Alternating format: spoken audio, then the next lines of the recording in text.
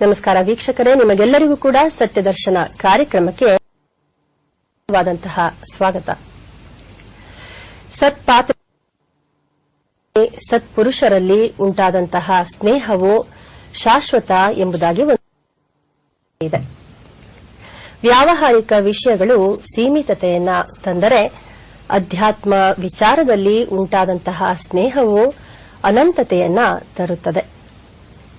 ಆತ್ಮವಿದರಿಗೆ ಶೋಕವೇ ಇಲ್ಲವಾದ್ದರಿಂದ ಇದರಿಂದ ಲಾಭವೇ ಹೊರತಾಗಿ ಯಾವುದೇ ವಿಧವಾದಂತಹ ನಷ್ಟವಿಲ್ಲ ಎಂಬುದಾಗಿ ಯುಧಿಷ್ಠಿರನು ಇದಕ್ಕೆ ಸಂಬಂಧಪಟ್ಟಂತಹ ಇನ್ನಷ್ಟು ವಿಚಾರಗಳನ್ನ ಸಂಗತಿಗಳನ್ನ ನಮಗೆ ವೇದಾಂತಿಗಳಾದಂತಹ ಡಾಕ್ಟರ್ ಪಾವಗಡ ಪ್ರಕಾಶ್ ರಾವ್ ಅವರನ್ನ ನಾವೀಗ ಇಂದಿನ ಸಂಚಿಕೆಗೆ ಸ್ವಾಗತಿಸೋಣ.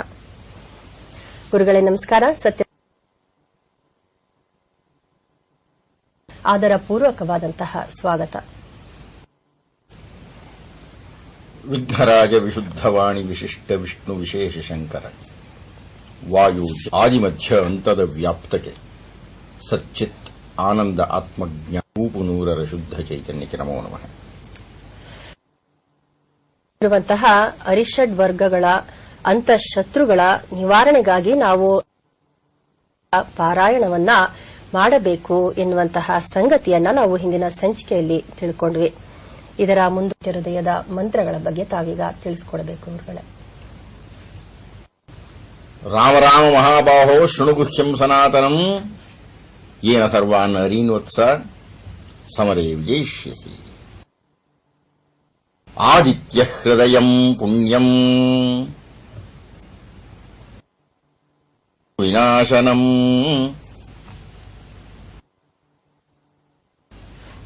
ಅಯ್ಯ ರಾಮ,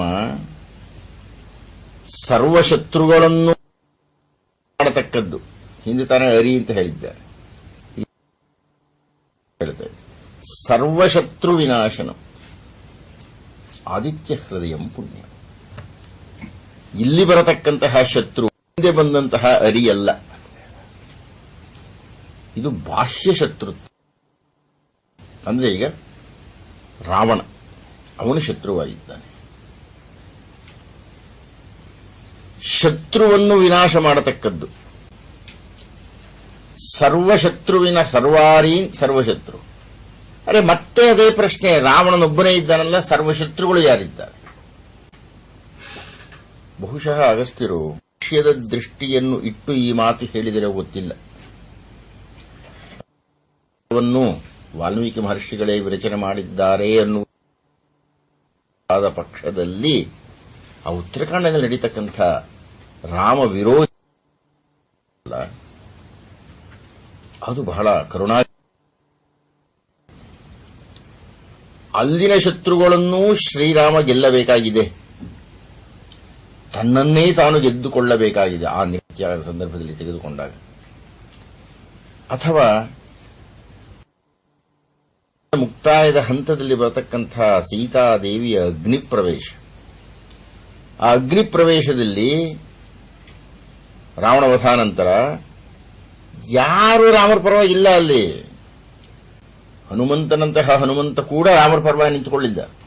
ವಿಭೀಷಣ, ಸುಗ್ರೀವ ಎಲ್ಲರೂ ಶ್ರೀರಾಮರನ್ನು ವಿರೋಧಿಸಿದವರೇ ಬಾಹ್ಯವಾಗಿ. ಅಂದ್ರೆ ಅವರನ್ನೆಲ್ಲ ವಿರೋಧಿಸಿಯೂ ತನ್ನ ಸ್ಥಾನವನ್ನು ತಾನು ಭದ್ರ ಶ್ರೀರಾಮರಿಗೆ. ಇದನ್ನೆಲ್ಲ ವಾಲ್ಮೀಕಿಗಳು ಹೇಳಿ ಈ ಶತ್ರು ಪ್ರಯೋಗ ಮಾಡಿ ಸರ್ವಶತ್ರು ವಿನಾಶನ ಈ ಬಾಹ್ಯ ಶತ್ರುಗಳನ್ನು ಕುರಿತು ಅಗಸ್ತ್ಯ ಮಹರ್ಷಿಗಳು ಹೇಳ್ತಾ ಇದ್ದಾರೆ. ಹಾಗೆ ಆಗಬೇಕಾಗಿದ್ರೆ ನಾವು ಏನು ತಿಳಿಯಬೇಕು ಅಂದ್ರೆ ಆದಿತ್ಯ ಹೃದಯಂ ಪುಣ್ಯಂ. ಇದು ಮಹಾಪ್ರಧಾನವಾಗಿರತಕ್ಕಂಥ ವಿಷಯ. ಆದಿತ್ಯ ಹೃದಯವನ್ನ ತಿಳ್ಕೋಬೇಕು. ಬೇಕಾಗಿದೆ ಹೃದಯಂ ಅಂತ ಹೇಳ್ತಾ ಇದ್ದಾನೆ. ಇದೆಯೋ ನಾವು ಯಾರೂ ನಮ್ಮ ಹೃದಯವನ್ನು ನೋಡಿಲ್ಲ. ಅದೇ ಹೃದಯವಿಲ್ಲದೆ ಬದುಕೋದಕ್ಕಾಗುತ್ತೋ? ಆಗೋದಿಲ್ಲ. ಸೂರ್ಯನನ್ನ ನೀನು ನೋಡಿದೀಯಲ್ಲ, ಆದರೆ ಸೂರ್ಯನ ಅಂತಃಸತ್ವವನ್ನು ನೋಡಿದ್ದೀಯೋ? ಹೀಗಾಗಿ ಯಾವುದು ಇಲ್ಲದೆ ಇದ್ದರೆ ಜೀವ ಕೋಟಿಯೇ ಬದುಕಲಿಕ್ಕೆ ಸಾಧ್ಯವಿಲ್ಲವೋ ಆ ಹೃದಯವನ್ನು ಅರ್ಥ ಮಾಡಿಕೊಳ್ಳಬೇಕು. ದೇಹಕ್ಕೆ ರಕ್ತ ಚಲನೆ ಆಗುತ್ತಾ ಇದೆ ಅಂದರೆ ಹೃದಯದಿಂದಾಗಿ ಆಗುತ್ತಾ ಇದೆ. ಆ ಹೃದಯಕ್ಕೆ ಆಘಾತವಾದರೆ ಮೃತ್ಯುವೇ.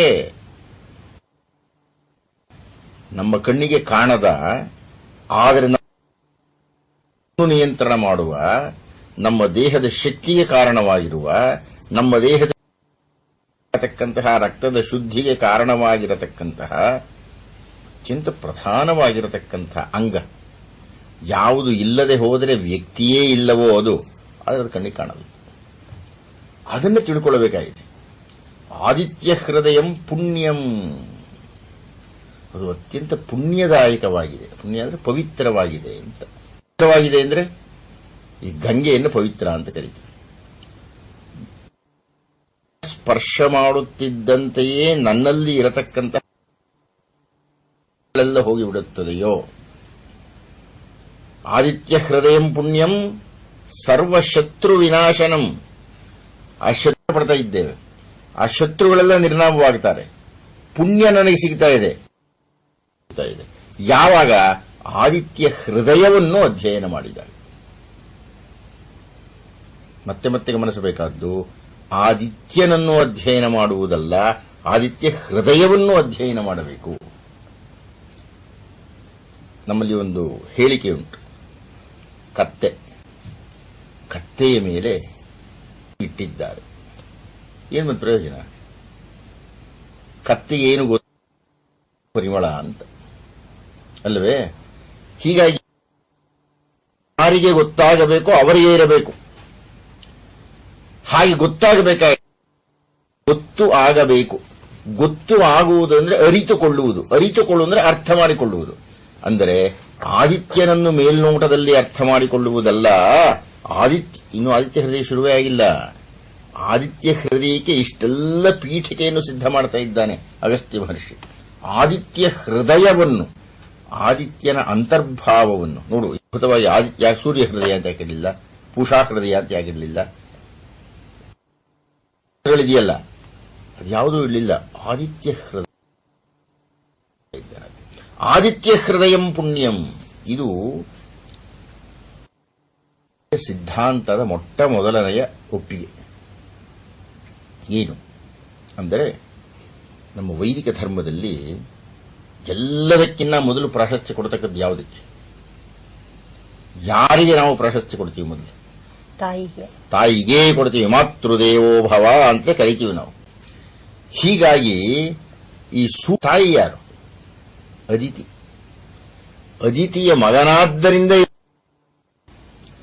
ಹೀಗಾಗಿ ಮಾತೃಕ್ಷೇತ್ರದ ಮೂಲಕ ಆದಿತ್ಯನನ್ನು ಅರ್ಥ ಮಾಡಿಕೊಳ್ಳಯ್ಯ ಅಂತ ಇದ್ದಾನೆ. ಆಯ್ತಾ? ಯಾರು ಅದೆಲ್ಲ ನಾನು ಮುಂದೆ ಮಾತಾಡ್ತೀನಿ. 12 ಜನ ಇದ್ದಾರೆ ಅವರು ಅಂತಂದು. ಆದರೆ ಸದ್ಯ ನಾವು ಅರ್ಥ ಮಾಡಿಕೊಳ್ಳಬೇಕಾದ್ದು ಆದಿತ್ಯ ಹೃದಯಂ ಪುಣ್ಯಂ. ದೇವಿ ತಾನು ತಪವೂ ಮಾಡಿದಳಾಕೆ ಪತಿಯ ಜ್ಞೆಯ ಕೇಳಿಕೊಂಡು ಅಂತ ನಮ್ಮ ತಾಯಿ ಹಾಡು ಹೇಳ್ತಾ ಇದ್ರು. ಅದಿತಿ ದೇವಿ ತಪಸ್ಸು ಮಾಡುತ್ತಾಳೆ. ಮಾಡಿದಾಗ ಆದಿತ್ಯರು ಹುಟ್ಟುತ್ತಾರೆ. ಅಂದ್ರೆ ಆದಿತ್ಯನ ಉದ್ಭವ ತಪೋಭೂಮಿಯಿಂದ ಬಂದದ್ದು. ತಪಸ್ವಿಯಾಗಿರತಕ್ಕಂತಹ ಅಗಸ್ತ್ಯರು ಒಂದು ತರಹದ ತಪಸ್ವಿಯಾಗಿರತಕ್ಕಂತಹ ಶ್ರೀರತಕ್ಕಂಥದ್ದು ಆದಿತ್ಯ ಹೃದಯ.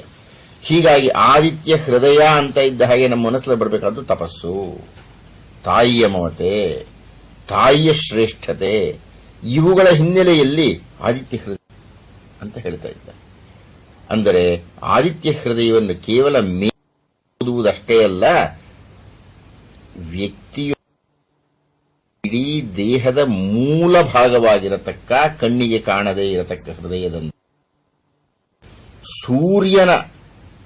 ಸೂರ್ಯ ಮಂಡಲ ಮಧ್ಯವರ್ತಿಯಾಗಿರತಕ್ಕಂತಹ, ನಮ್ಮ ಕಣ್ಣಿಗೆ ಗೋಚರವಾಗದಂತಹ ಯಾವುದೋ ಒಂದು ದಿವ್ಯ ಶಕ್ತಿ ಉಂಟಲ್ಲ, ಅದನ್ನ ಅರ್ಥ ಮಾಡಿಕೋಬೇಕು. ಹಾಗೆ ಅರ್ಥ ಮಾಡಿಕೊಂಡ್ರೆ ಸರ್ವಶತ್ರು ವಿನಾಶನಂ. ಹಿಂದೆ ಸರ್ವಾರಿನಾಗಿದೆ. ಸಿದ್ಧ ಇದೆಯೇನಪ್ಪ ಶ್ರೀರಾಮ? ಈಗ ಅರ್ಥ ಮಾಡ್ಕೊಳ್ಳೋಕೆ ಶುರು ಮಾಡು. ಏನದು?